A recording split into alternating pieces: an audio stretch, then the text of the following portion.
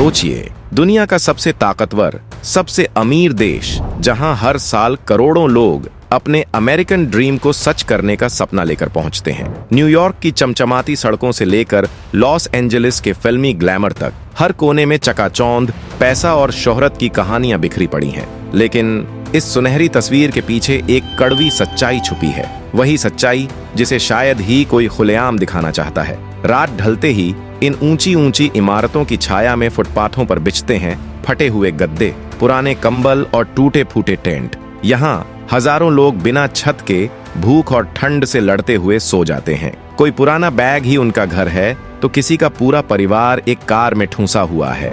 और यह सब हो रहा है उसी देश में जिसे दुनिया सपनों का स्वर्ग कहती है। आखिर कैसे दुनिया की सबसे बड़ी अर्थव्यवस्था में लाखों लोग 2 वक्त की रोटी और एक सुरक्षित ठिकाने के लिए तरसते हैं। आज हम आपको लेकर चलेंगे अमेरिका के उस चेहरे तक जहां चमक धमक नहीं बल्कि गरीबी, बेघरी और इंसानी संघर्ष की खामोश चीखें गूंजती हैं। आइए शुरू करते हैं। गरीब कौन माने जाते हैं? अमेरिका में सरकार गरीबी का अंदाजा पॉवर्टी लाइन यानी गरीबी रेखा से लगाती है। ये परिवार के सदस्यों की संख्या के हिसाब से तय होती है। जैसे 2023 में अगर कोई अकेला इंसान साल में करीब $15,500 से कम कमा रहा था तो वो गरीबी रेखा से नीचे माना जाता था। 4 लोगों के परिवार के लिए ये सीमा करीब $31,200 थी। सरकारी आंकड़ों के मुताबिक 2023 में लगभग 11% अमेरिकी यानी करीब 7 करोड़ लोग गरीबी रेखा से नीचे जी रहे थे। मतलब इतनी बड़ी अर्थव्यवस्था होने के बावजूद लाखों लोग रोज की बुनियादी जरूरतें जैसे अच्छा खाना, इलाज और घर का किराया पूरा करने में जूझ रहे हैं।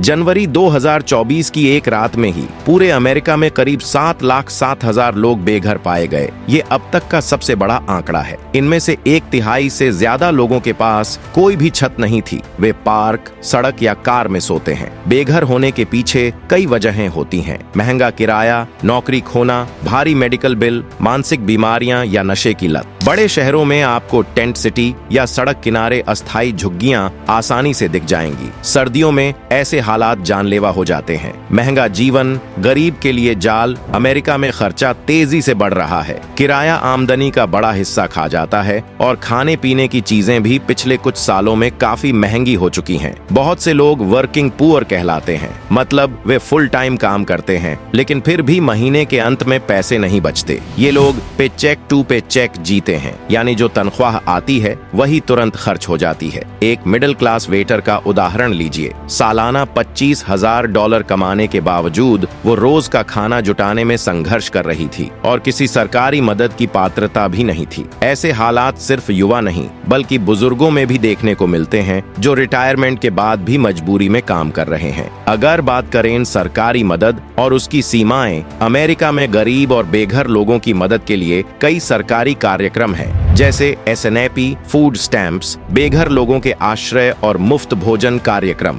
SNAP के जरिए लाखों लोगों को रोज का खाना मिलता है, लेकिन ये मदद अक्सर पूरी नहीं पड़ती। उदाहरण के लिए औसतन SNAP से मिलने वाला फूड बजट एक दिन का खाना खरीदने के लिए काफी नहीं होता। कई जगहों पर खाने की असली कीमत इससे काफी ज्यादा होती है। इसके अलावा हर पात्र व्यक्ति तक यह मदद पहुंच भी नहीं पाती। खासकर बुजुर्गों में SNAP का इस्तेमाल कम है और कुछ राज्यों में आवेदन की प्रक्रिया इतनी धीमी है कि लोग हार मान लेते हैं। मानसिक और सामाजिक असर, गरीबी और बेघरपन का असर सिर्फ जेब पर नहीं, दिमाग और दिल पर भी पड़ता है। बच्चों में यह चिंता, डिप्रेशन और पढ़ाई में पिछड़ने का कारण बनता है। बड़े लोगों में लगातार तनाव, अकेलापन और कई बार नशे की लत भी बढ़ जाती है। इसके अलावा समाज में गरीब या बेघर लोगों के साथ भेदभाव और दूरी बना ली जाती है, जिससे उनका आत्मविश्वास और भी टूट जाता है। अमीर देश में गरीब क्यों? अमेरिका में अमीर और गरीब के बीच की दूरी बहुत बड़ी है। न्यूनतम वेतन कई सालों से $7.25 प्रति घंटा है,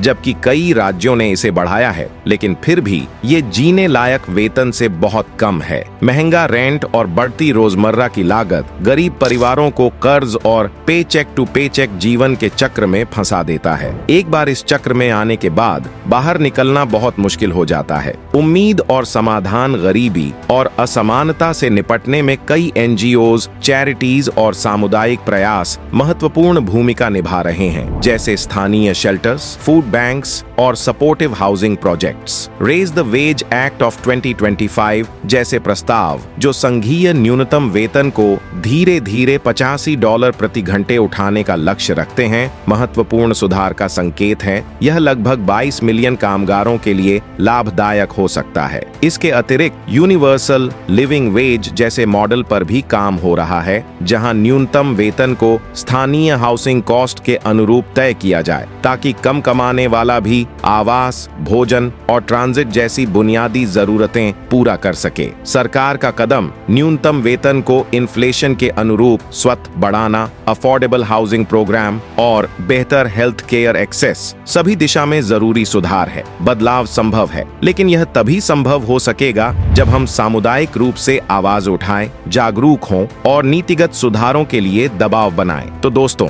आपने देखा कि जिस देश को दुनिया का सबसे अमीर कहा जाता है, वहां भी करोड़ों लोग अपनी अगली रोटी के लिए संघर्ष कर रहे हैं। अगर आपको ये वीडियो सोचने पर मजबूर कर गया हो, तो इसे लाइक करना, अपने दोस्तों के साथ शेयर करना और ऐसे ही सच उजागर करने वाली कहानियां सुनने के लिए चैनल को सब्सक्राइब करना न भूलें। मिलते हैं अगले वीडियो में, तब तक के लिए नमस्कार।